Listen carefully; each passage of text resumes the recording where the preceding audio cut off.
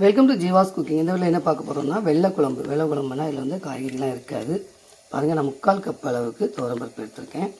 அடுத்து வந்து ஒரு 2 தக்காளி கட் பண்ணி வச்சுருக்கேன். ஒரு 4 மிளகாய், ஒரு பல்லாரி. பாருங்கள், இது எல்லாத்தையும் கட் பண்ணி வச்சுருக்கேன். இப்போ இந்த பருப்பை கழுவிட்டு நம்ம வந்து குக்கரில் வச்சிடலாம் எல்லாத்தையும். பாருங்கள், பருப்பை கழுவிட்டு போட்டாச்சு. இப்போ வந்து தக்காளி சேர்த்துடலாம். அடுத்து வந்து வெங்காயம், மிளகாவை சேர்த்துடலாம். கொஞ்சமாக பூண்டு. இப்போ இதை வந்து நம்ம என்ன பண்ணிடலாம், வேக விட்டுடலாம். அதுக்கு முன்னாடி கொஞ்சமாக இதில் கொஞ்சம் தேங்காய் எண்ணெய் சேர்த்துடலாம். கொஞ்சமாக மஞ்சப்பொடி சேர்த்துடலாம்.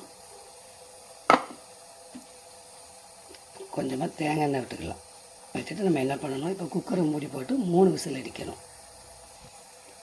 பாருங்கள், நல்லா அப்படி கலந்து விட்டுருங்க. கலந்து விட்டுட்டு இப்போ வந்து நம்ம குக்கரை மூடி போட்டுடலாம். அடுப்பு ஆன் பண்ணிக்கலாம். அடுப்பு ஆன் பண்ணியாச்சு. பாருங்கள், 3 விசில் வரைக்கும் நீங்கள் வைங்க. அப்புறம் அடுப்பு ஆஃப் பண்ணிக்கலாம். பாருங்கள், 3 விசில் வச்சாச்சு. இப்போ இதை வந்து பத்து வச்சு லைட்டாக கடைஞ்சி எடுத்துக்கலாம்.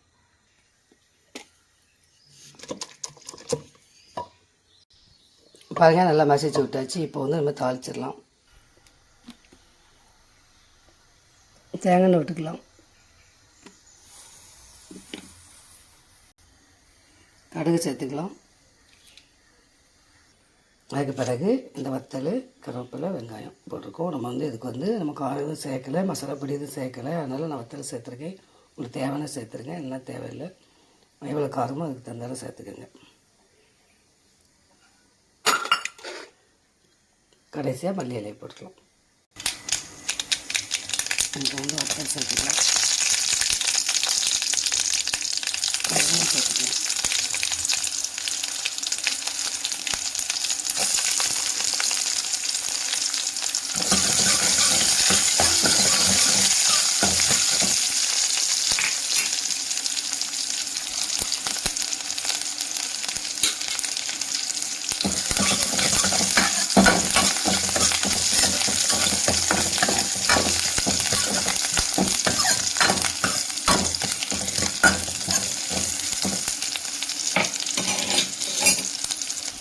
இந்த நேரத்தில் நம்ம இந்த பருப்பை வந்து எடுத்து உள்ளே போட்டுக்கலாம். போட்டாச்சு. இப்போ நம்ம இதை கழுவி கொஞ்சம் தண்ணி உள்ளே ஊற்றிடலாம். பாருங்கள், தண்ணி ஊற்றியாச்சு. இப்போ நம்ம தேவையான அளவு இதுக்கு உப்பு சேர்த்துடலாம்.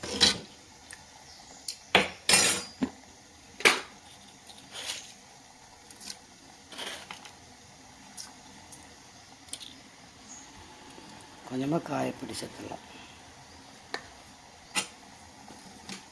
இப்போ வந்து நல்லா கொதிக்கட்டும்.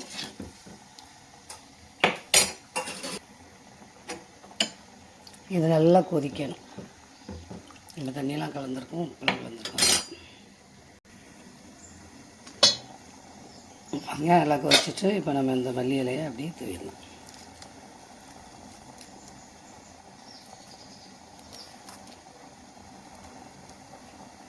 தூவிட்டு அடுப்பு ஆஃப் பண்ணிடலாம். பாருங்கள், வெள்ளை குழம்பு ரெடி ஆகிட்டு நீங்களும் செஞ்சு பாருங்கள். இந்த வீடியோ பிடிச்சிருந்தால் லைக் பண்ணுங்கள், ஷேர் பண்ணுங்கள், கமெண்ட்ஸ் பண்ணுங்கள். தேங்க்ஸ் ஃபார் வாட்சிங்.